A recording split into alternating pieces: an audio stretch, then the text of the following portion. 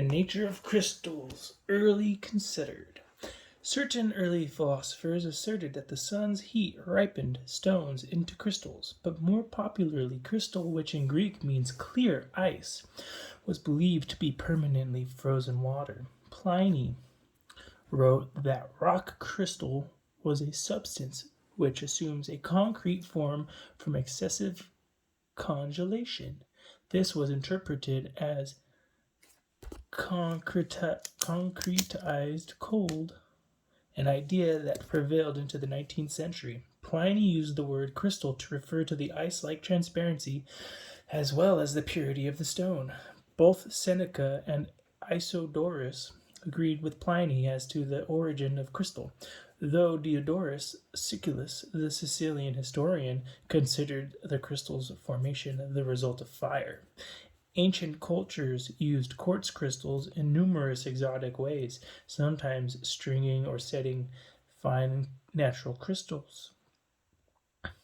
Crystal lenses were discovered in the ruins of Nineveh, 38 BC, with possible uses for burning, magnifying, or cauterizing wounds.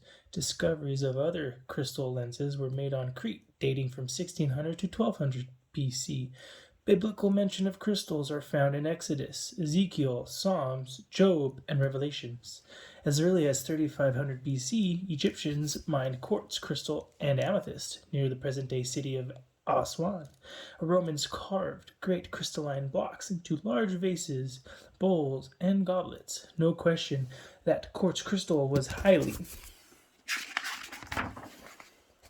regarded by many traditions in Asia, the Americas, Europe, and Middle East and Africa. Originally, the name crystal only applied to rock crystal or ordinary quartz.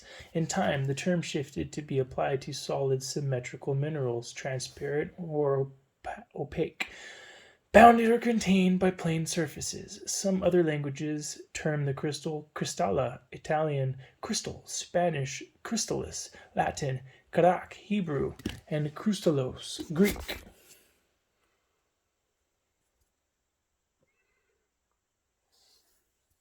In 1546, the modern science of mineralogy was born when Georgius Agricola published his De Natura Fossilium, in which minerals were classified on the basis of actual physical properties. In 1556, this Saxon medical doctor's book, De Re Metallica, on mining, mineralogy, and metallurgy, was published, becoming a standard reference book for the next 200 years.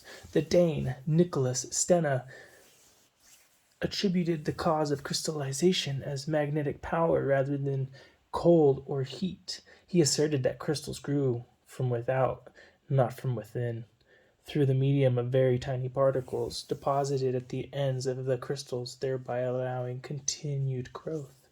Robert Boyle also used his powerful observations and experimentation to consider the true nature of gemstones and their supposed medical properties. Clearly, crystals were not ice. In time, the new science of chemistry provided the understanding of the true physical nature of minerals and crystals. By 1800, reliable chemical analysis of minerals became possible, and in 1837, American James White Dana proposed a mineralogical system based both on crystal structure and chemical components.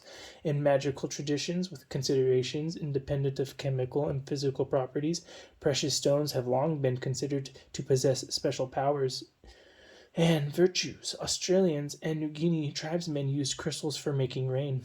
African and other sources would carry small bags of stones to utilize in their magic.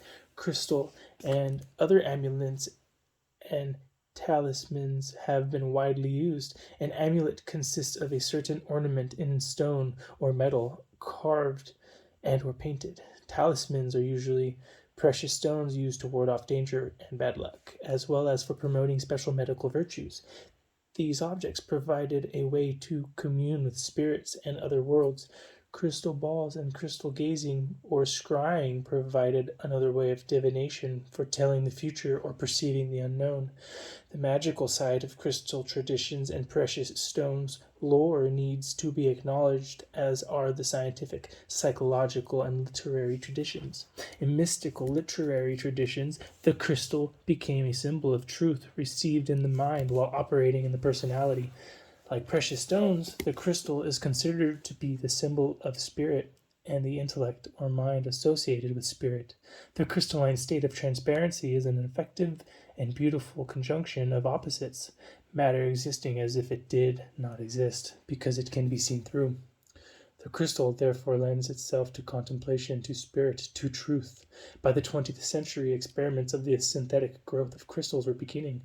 Sapphire, quartz, ruby, diamond industry has taken to harness the crystal's physical property of hardness, acid resistance, instability, and responsiveness to frequencies. Practical applications. But what now awaits humankind in the 20th century and the further use of crystals? Natural or synthetic? Mystical, magical, and scientific? How do the traditions, ancient and modern, intertwine? What possibilities will unfold? Open these pages and discover old secrets and new potentialities. The Crystal Sourcebook, a continuation in exploring and revealing the nature of crystals.